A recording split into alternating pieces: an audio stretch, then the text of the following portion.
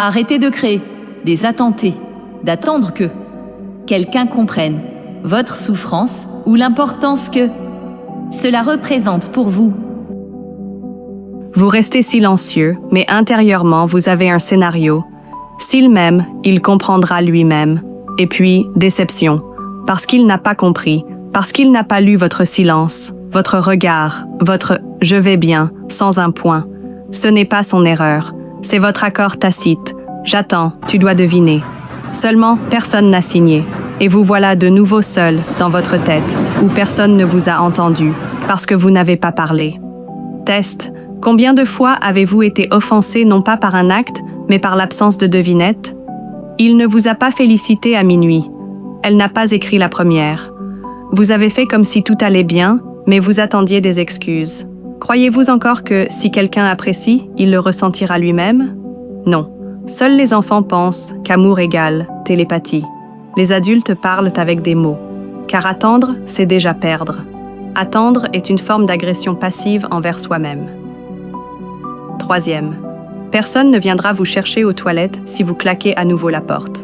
Personne ne vous demandera comment vous vous sentez si vous répondez encore « bien ».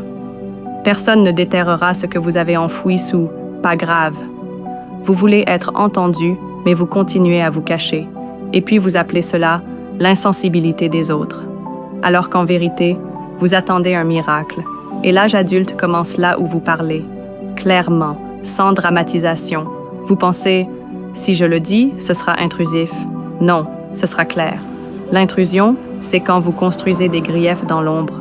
Vous voulez être une personne facile, mais vous rêvez d'être tiré par les cheveux de votre propre douleur silencieuse. Ce n'est pas de la facilité, c'est du sabotage émotionnel. Vous tendez un piège et espérez être sauvé. Seulement, personne n'est obligé de jouer aux devinettes. Ce n'est pas clair, cela n'existe pas. Votre douleur, vos désirs, vos limites ne devraient pas être une quête. Parler franchement ne signifie pas briser la magie.